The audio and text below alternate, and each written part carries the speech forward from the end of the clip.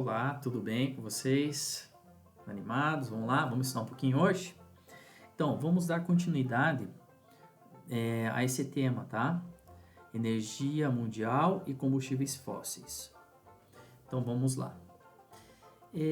Hoje nós vamos falar, vamos focar um pouquinho mais no petróleo, no xisto, no gás, mas dentro deste contexto, tá ok? Então, por exemplo, nós estamos vendo aqui a questão de suprimento, né, por exemplo, esse sistema, né, de geração de energia é muito comum na Europa, tá? Principalmente na Europa, não é tão comum, por exemplo, aqui no Brasil. Então, como que funciona? Ele tem um suprimento de combustíveis, né, carvão, petróleo, gás natural ou gás de xisto, né? Ele passa, né, no caso, para uma caldeira. Nessa caldeira ele está em combustão e vocês percebem que existem como se fosse uma serpentina que eles falam, né? Que passa a água e esse vapor da água faz com que a turbina gire e o gerador, né, que é uma bobina, vamos dizer assim, que vai gerando energia e que vai para a linha de transmissão de energia, que é o transformador e tal, que transforma a energia. Então ele tem toda essa dinâmica, vamos falar assim, né, para gerar energia. Vamos lá. Ah, e detalhe, né, ele libera CO2 nessa combustão. E aqui no caso a extração de petróleo, como que funciona? A extração de petróleo, em média, aqui vamos dizer assim, vocês já... Tem gente que acha petróleo em questão de 900 metros, 400 metros, mas também tem casos que vai 6.000 metros, varia muito a profundidade. Mas aqui ele mostra geralmente que camada que ele passa, né? Nós temos aqui no caso a rocha impermeável, água, petróleo, né? Vocês percebem que o petróleo está acima da água porque a densidade dele com a água é diferente, né? Então ele fica acima da água. A rocha impermeável tem gás natural, porque esse petróleo ele gera gás. Então, daí passa por toda essa crosta terrestre e tem a torre de perfuração, né? E aqui também é um ponto interessante, isso aqui é baseado em 2016, mas não alterou nada. A gente vê aqui, por exemplo, vocês devem ter ouvido falar na OPEP, né? Ele fala a participação da OPEP nas reservas mundiais de petróleo bruto, né? Então, assim, a OPEP é justamente essa organização dos países exportadores de petróleo, né? Isso, traduzindo para o português, né? Essa é a sigla, é o que representa a sigla. E a gente vê que a OPEP, ela representa em torno de 81,5%, né, das reservas mundiais de petróleo no mundo. E 18,5% são os outros países que não são membros. E aqui nós temos as relações dos países, Venezuela, Arábia Saudita, que são os principais, vem o Irã, o Iraque, o Kuwait e o Emirados Árabes Unidos. Esses são os principais, né? A grande maioria. O restante dos outros países que compõem. O Brasil, ele foi convidado para ser um membro só participativo. Ele não é tipo assim, ele é só um que participa das reuniões, mas ele não entrou no grupo.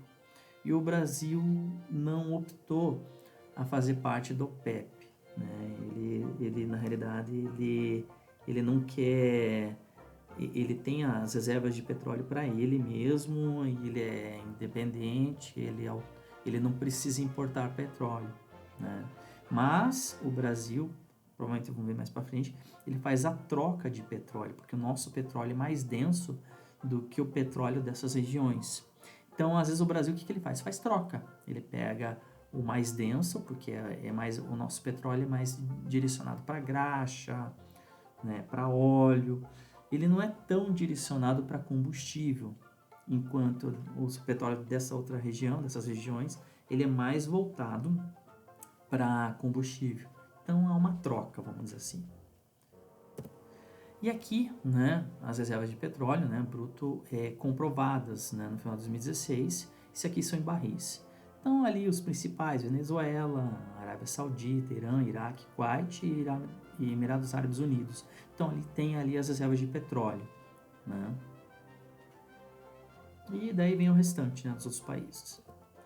E aqui os 10 maiores produtores de petróleo. A gente vê que é um pouquinho diferente aqui, né? Você vê Venezuela, Brasil, Estados Unidos, Rússia, China, Irã, né, Arábia Saudita. Então, vê, o Brasil ele é autossuficiente, então ele não entra nesse mercado aí vendendo petróleo, tá? Mas assim, daí os produtores te entram entre os 10 maiores, com certeza. E aqui, ó, né, produtores mundiais de gás natural, tá? Então, aqui em metro cúbico, tá? Tem Estados Unidos, Rússia, Irã, Canadá, Catar, China, Noruega, Arábia Saudita, Austrália, Argélia. Veja que interessante aqui o carvão mineral agora.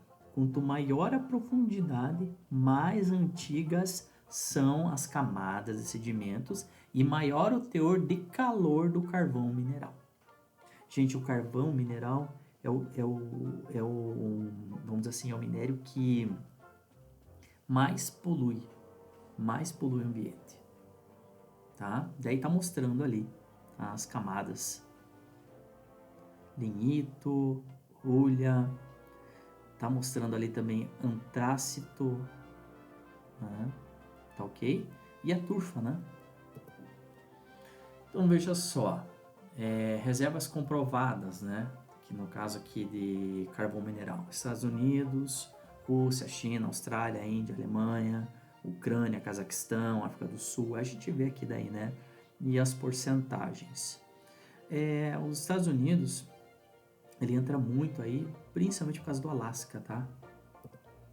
Olha aqui, ó. Então, as maiores reservas de gás de xisto. A gente teve a Argentina, por exemplo, Estados Unidos, de novo, México, Canadá, China, Polônia, Argélia, Líbia, Austrália. Mas acho que dá para destacar bastante aqui Estados Unidos, China, México e Argentina, né? E é isso, gente. Deus abençoe vocês. Qualquer coisa nós conversamos nas nossas aulas. Se tiver alguma dúvida, né? E Deus abençoe vocês, que tenham uma semana abençoada, tá? Tchau, tchau, gente.